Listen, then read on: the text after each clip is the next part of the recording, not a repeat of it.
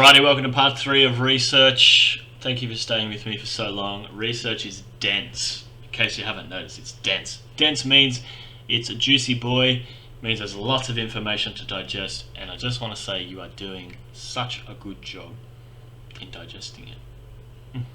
Beautiful. SAC content is quite nutritious, so the more you digest, the better. So there you go. And online learning is a delicious way to do it. Anyway, I'll stop with the abhorrent dad jokes. Ethical research, that's the main focus of this one. We're going to do two things, ethical research and the process of research, as well as my little activity checklist here that I would like you to do towards the end.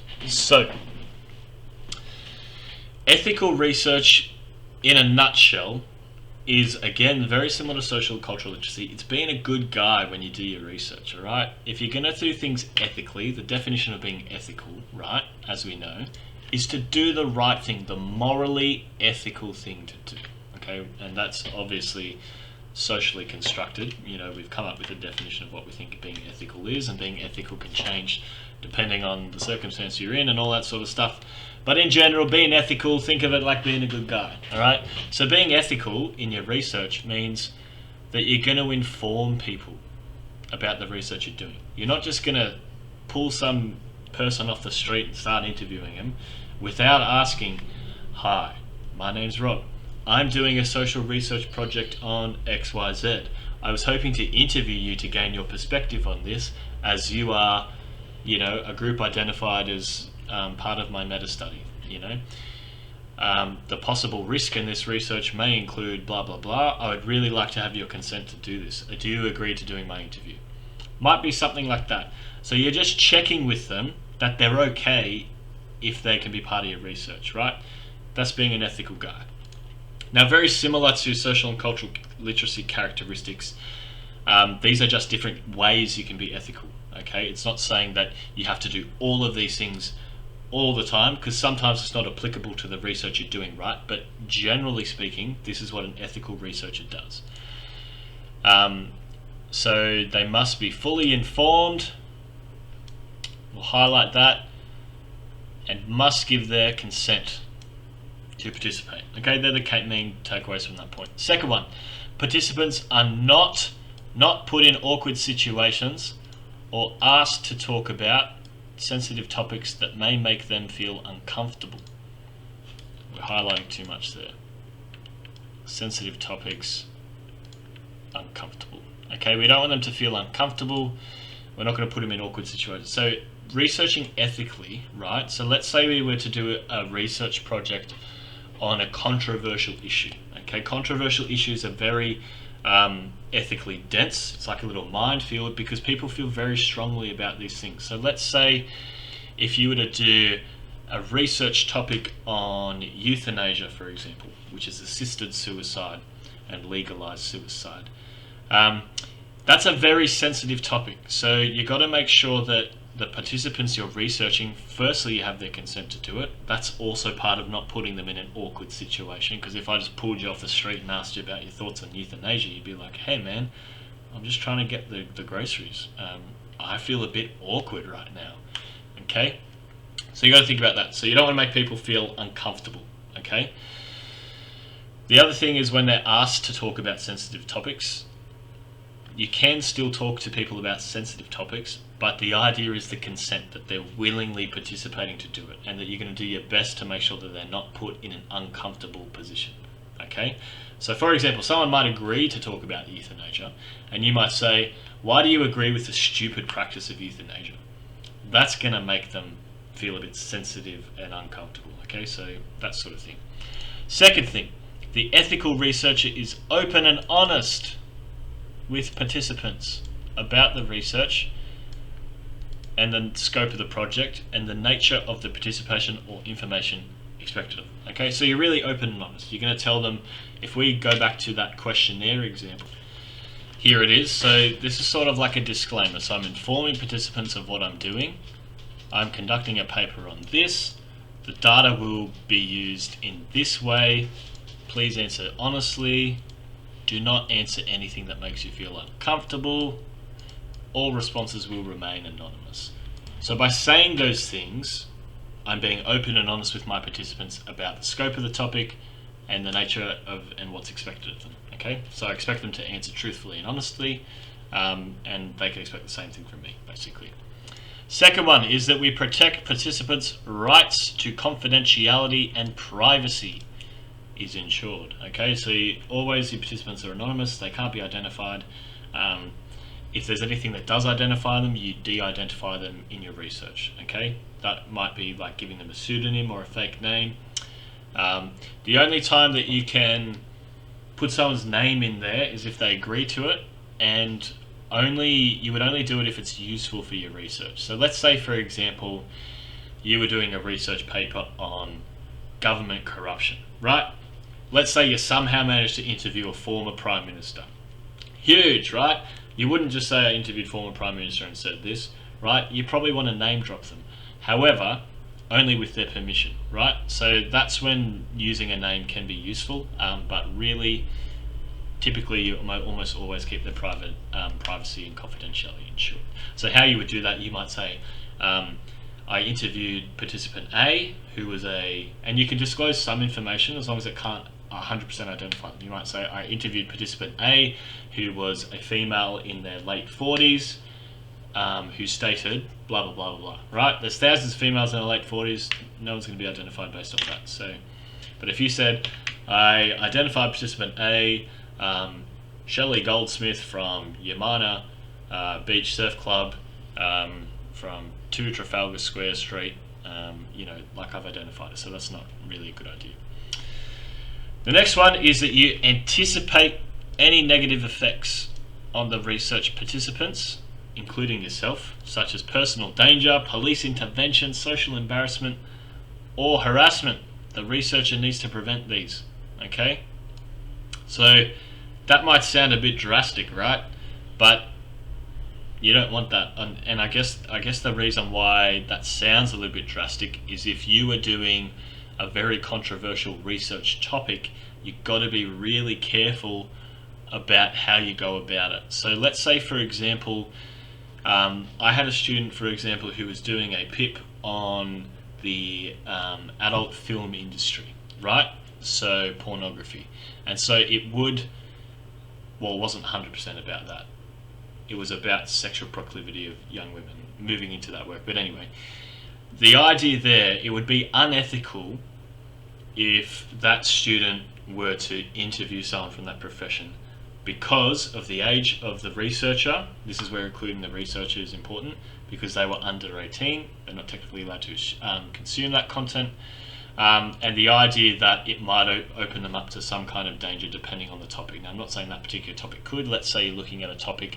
I had another student who did Aboriginal juvenile incarceration rates. It would be unethical for her to interview an inmate to get their personal perspective on something, because that might put them in personal danger and it might require police intervention. So you might think it's a bit drastic to say that, but it could happen.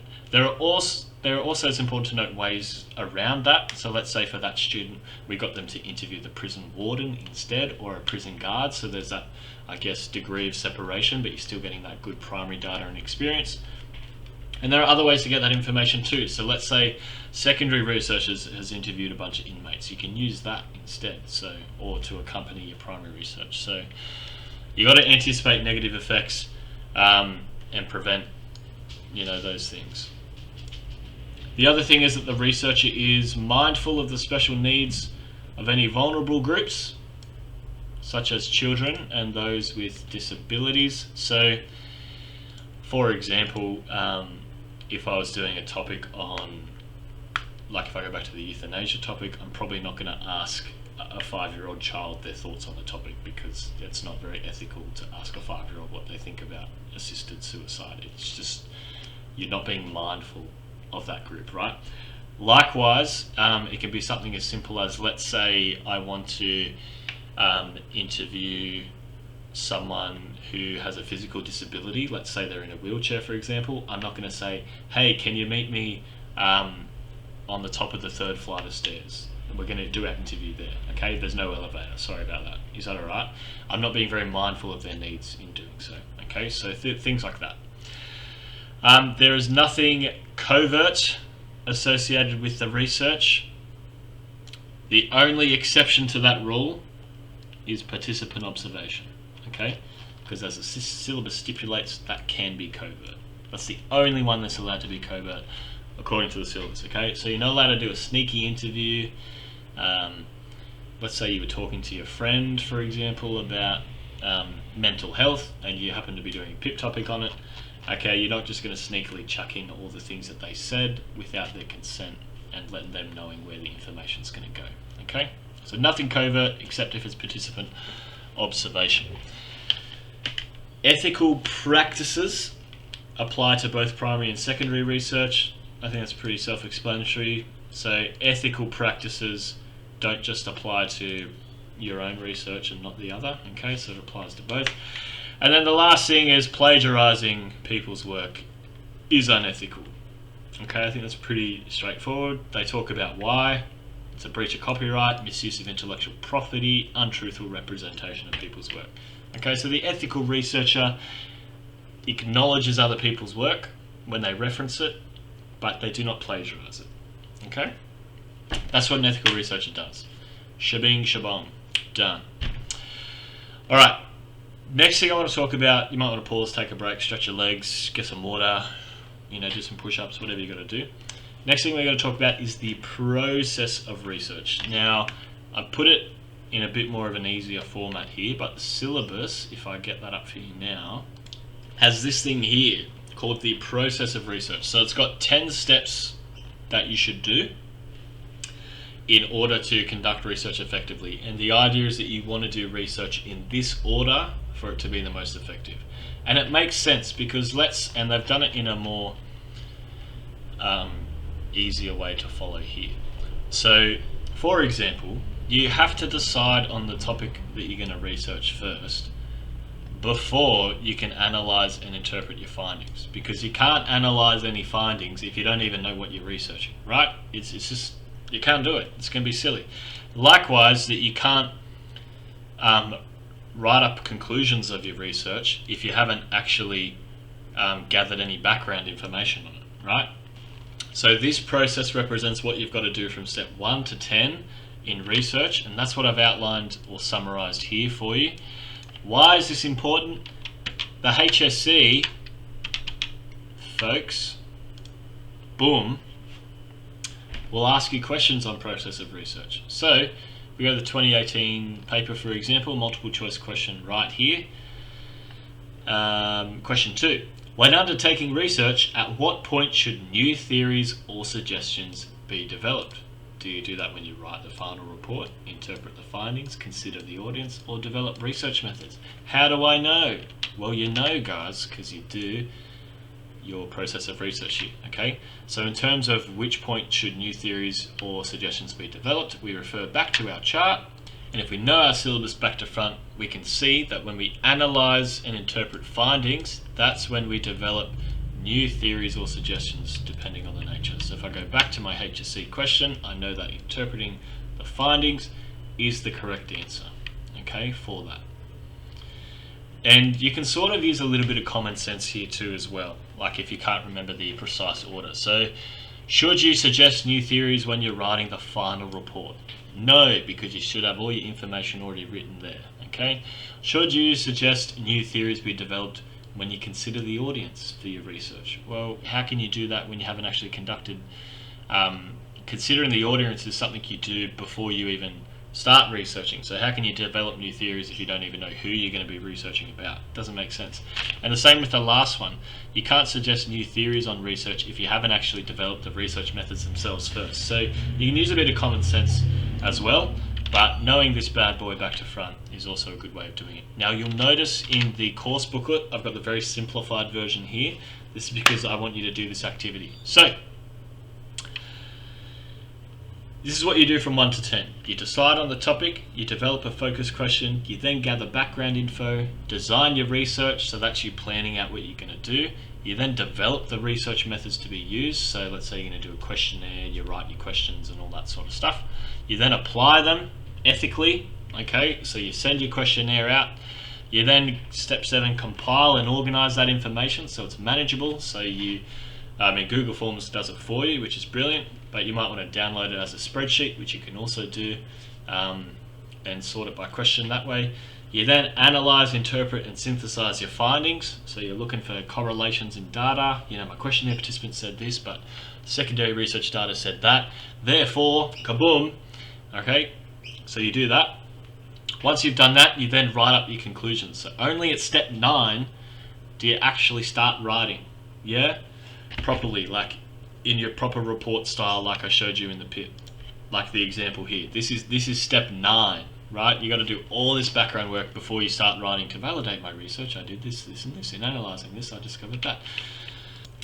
And then, lastly, you just do a bit of a review of your product. You check for typing mistakes, editing, and make sure all your information is correct and that you've referenced your sources in a bibliography.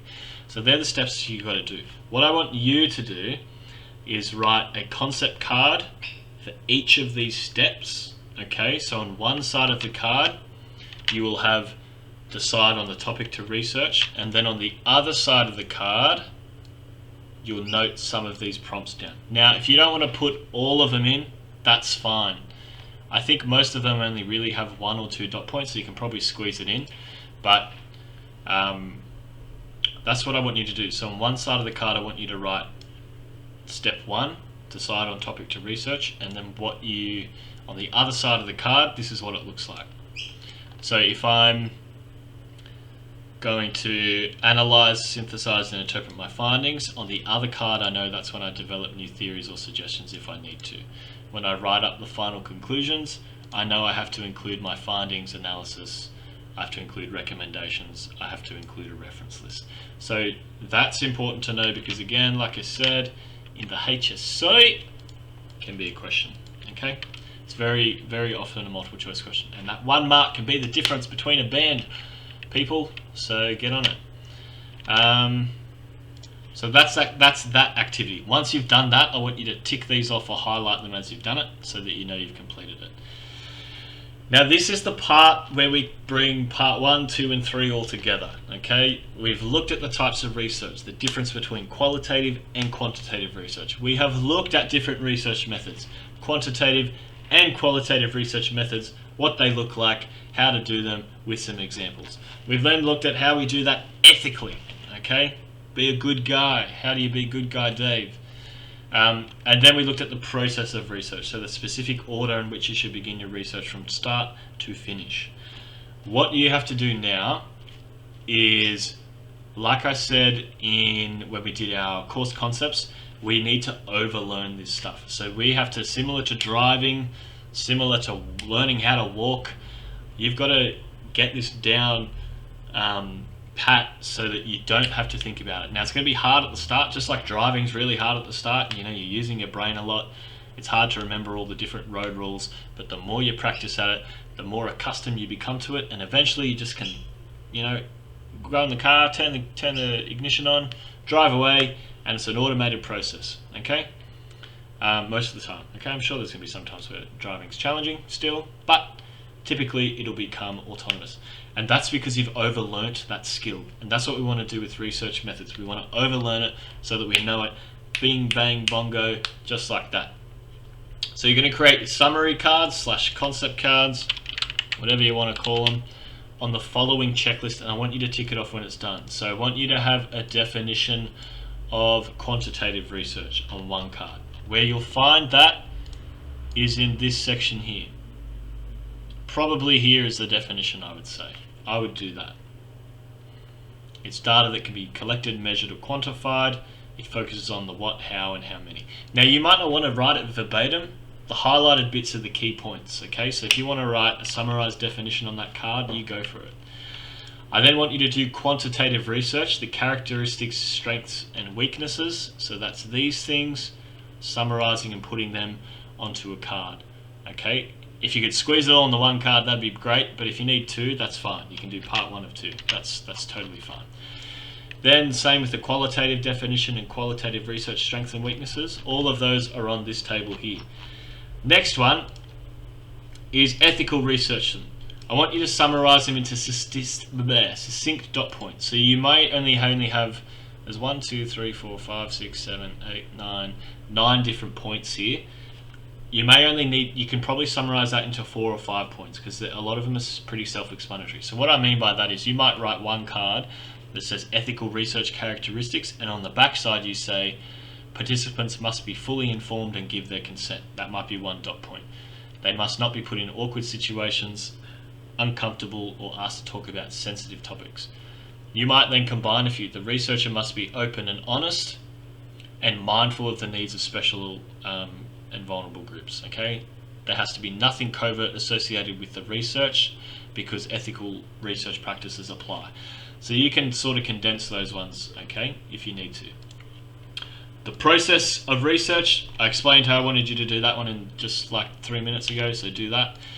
Then I want you to have one card for each method, okay? So questionnaire, I want you to have on the front, and on the back, I want you to have, again, the information here. And I also want you to put on the back whether it's quantitative or qualitative. Now, whether you write that on the top left-hand side or the right-hand side, or even if you want to have that on the front of the card, so when you say, read the word questionnaire, in brackets below it, you might have quantitative and qualitative. Whereas with interview, you might have interview there, and in brackets, you might just have qualitative, okay?